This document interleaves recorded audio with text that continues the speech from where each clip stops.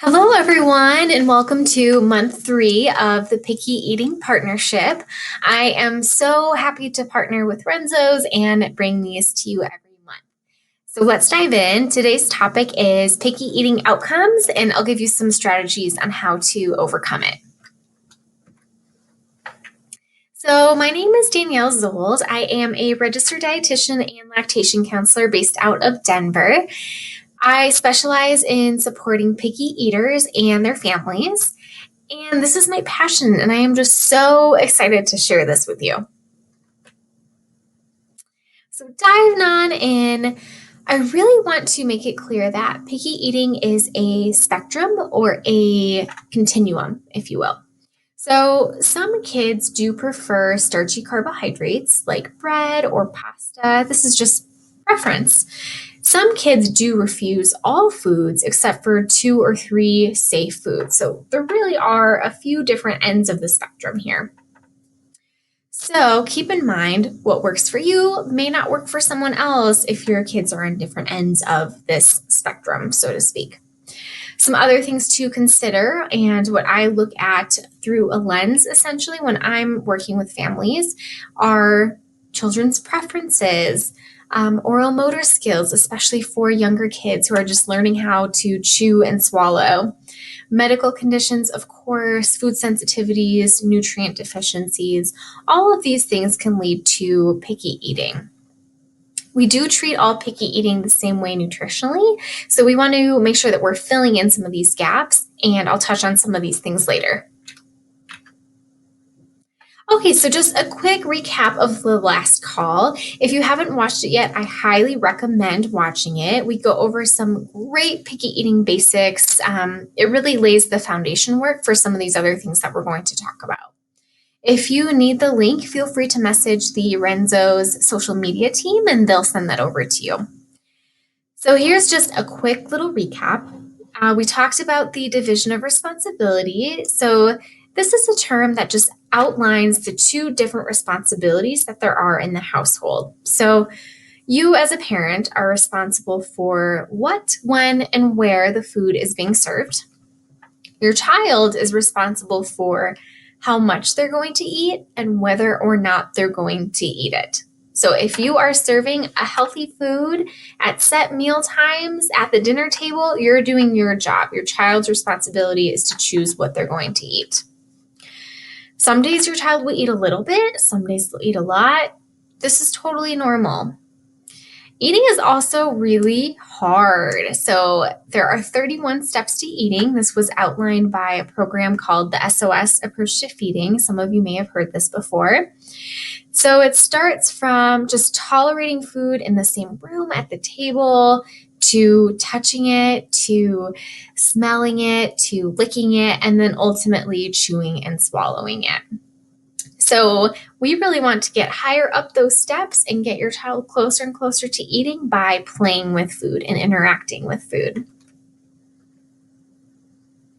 If you have a picky eater, you are not alone. 1 in 3 kids struggle with picky eating worldwide, and we do know that the longer a child has been picky, the more likely they are to need intervention instead of just growing out of it themselves. Most kids do prefer starches, snacks, and processed food, and tend to limit more of those nutrient-dense foods like fruits, vegetables, and protein foods. So we're going to be missing some fiber, a lot of variety of nutrients. So we want to make sure that we're filling in those gaps to promote health in your child. So some reasons for picky eating.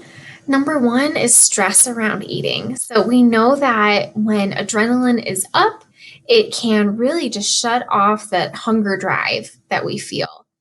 So that can lead to poor appetite at meal times. So doing things like having pressure around meal times, the 1 more bite phrases, the eat your broccoli before you can have your pasta, things like that, that can actually cause that stress response in kids, which shuts off hunger.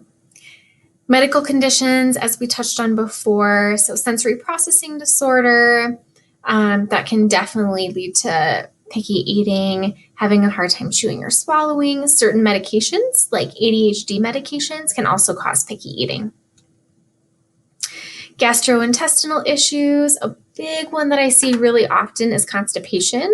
If you're in pain or uncomfortable, nobody wants to eat. So this makes perfect sense. We really want to address that constipation. And going back to before, we were talking about foods that are lacking in a lot of kids, and in particular picky eaters' diets, is fiber. So we really want to focus on fiber to help constipation, to increase appetite. Nutrient deficiencies are also very common, especially zinc and iron. And this really does lead into a cycle, because if your child isn't eating foods rich in zinc or iron, it leads to poor appetite. Then they're not eating these foods that are rich in zinc and iron, which leads to poor appetite. And it just becomes this cycle. So some long-term nutrition concerns. This slide is not meant to scare anyone. This is just a quick list of some concerns to watch out for with long-term picky eating. And of course, the title of the presentation is Picky Eating Outcomes, so we have to touch on this.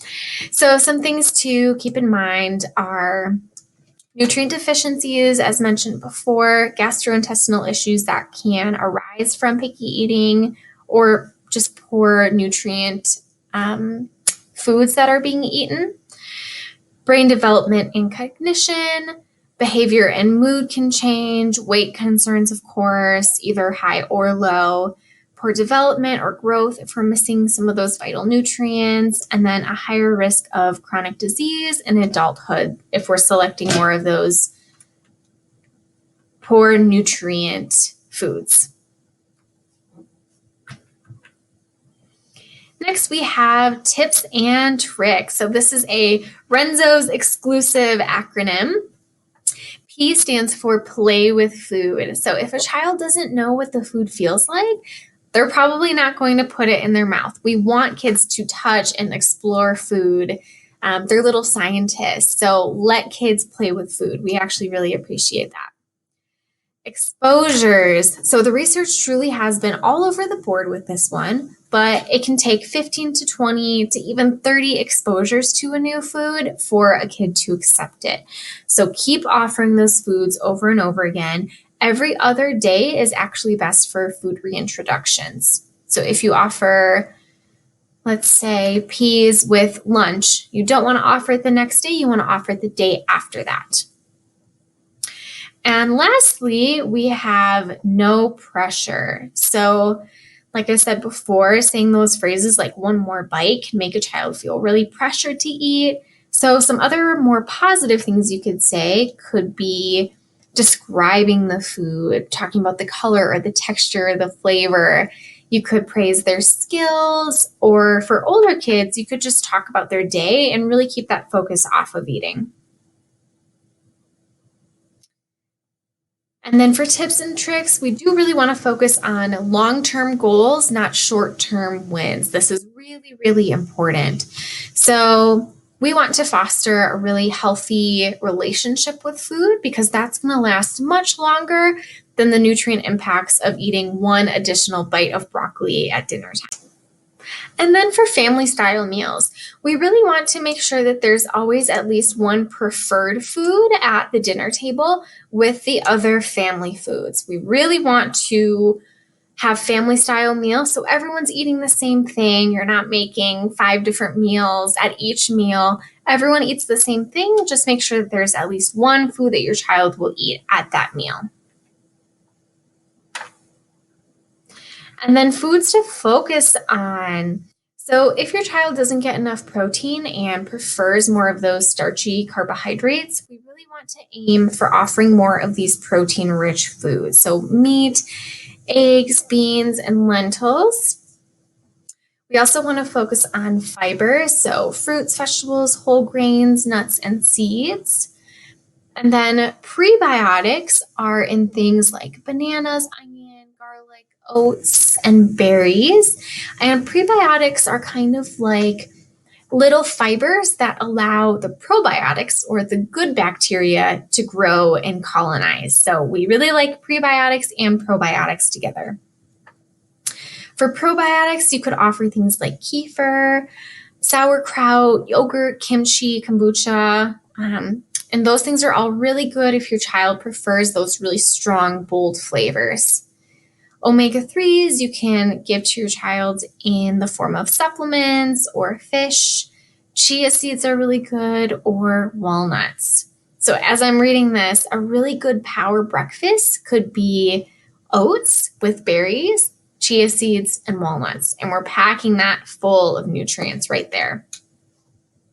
We also want to focus on decreasing those processed foods, refined carbohydrates, added sugars, and then artificial flavoring, sweeteners, and dyes.